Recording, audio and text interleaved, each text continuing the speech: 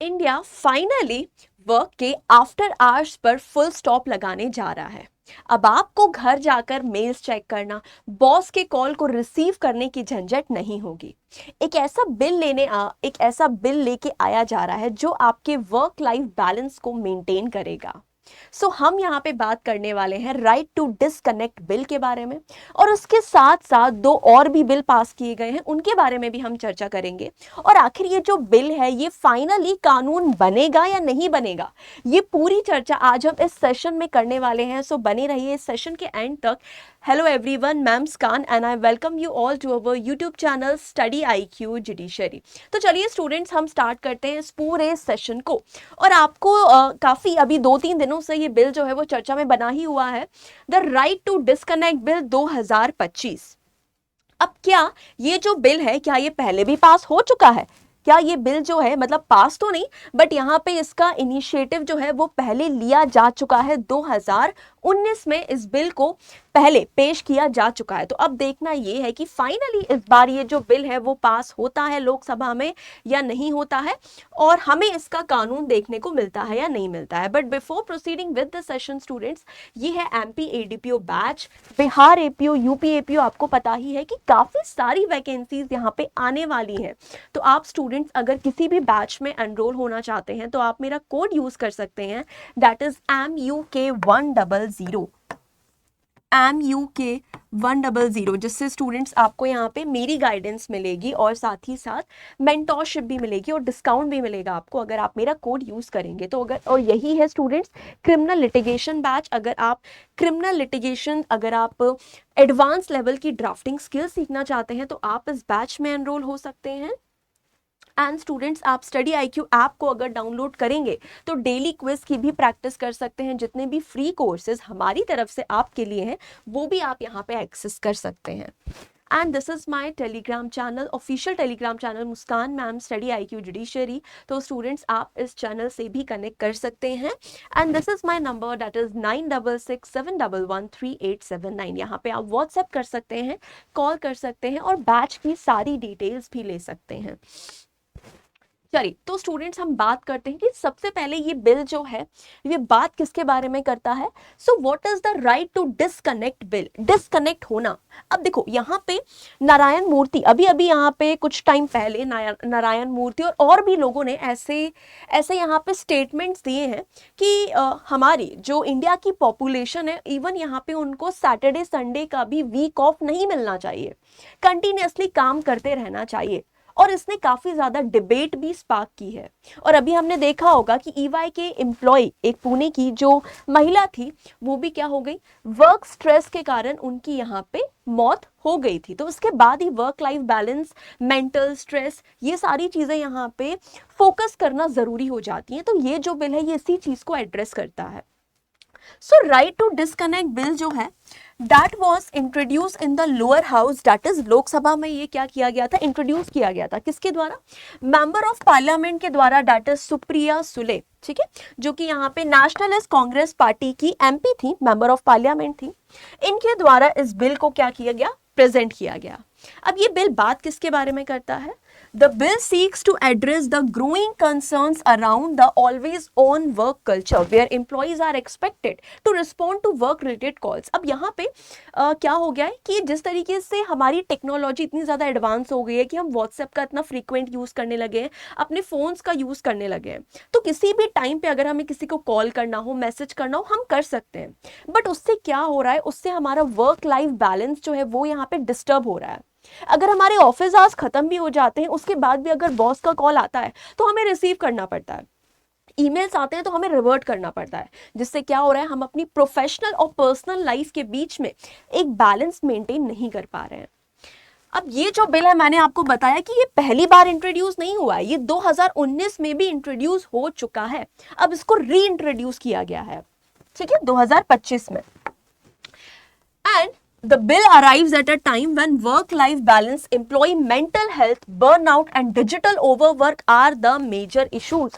अब आपको पता है कि यहाँ पे कितने मेजर इश्यूज है. मेंटल हेल्थ सबसे बड़ा मेजर इशू है, क्योंकि जितनी ज़्यादा टेक्नोलॉजी बढ़ रही है हम उसके एडिक्टेड हो रहे हैं, और उतनी ज़्यादा ईज ऑफ कम्युनिकेशन भी यहाँ पे बढ़ रही है. तो हम किसी भी टाइम पे हम ये नहीं देखते हैं कि क्या टाइम हो रहा है, बस उठा के हम कॉल कर देते हैं, है ना.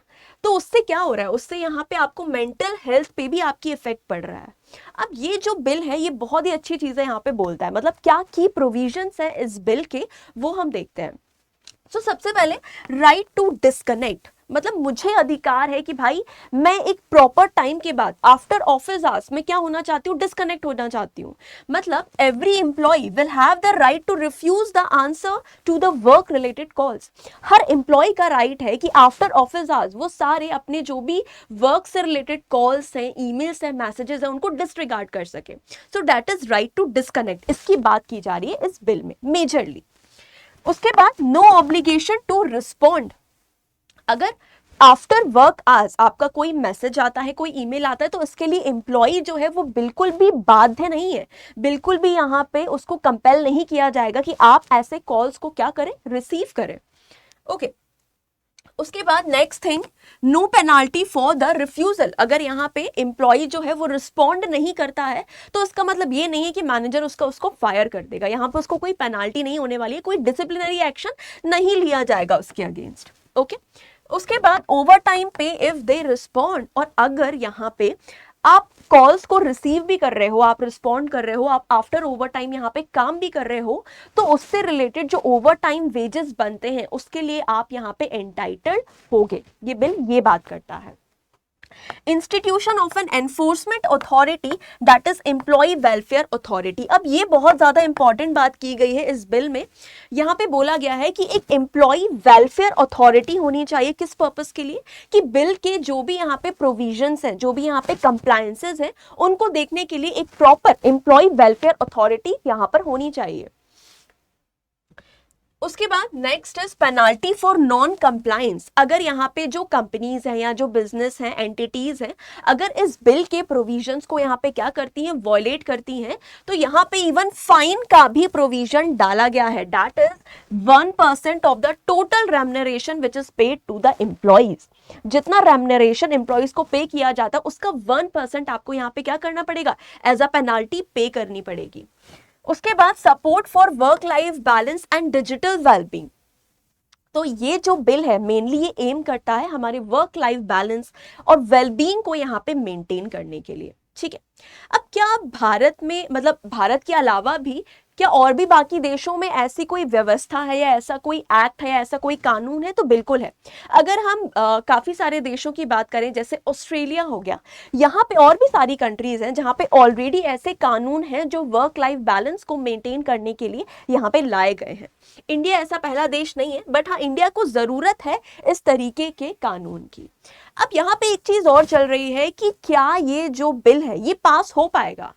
क्यों ये डिबेट चल रही है, इस चीज पे डिबेट इसीलिए चल रही है क्योंकि ये क्या है, ये एक प्राइवेट मेंबर बिल है.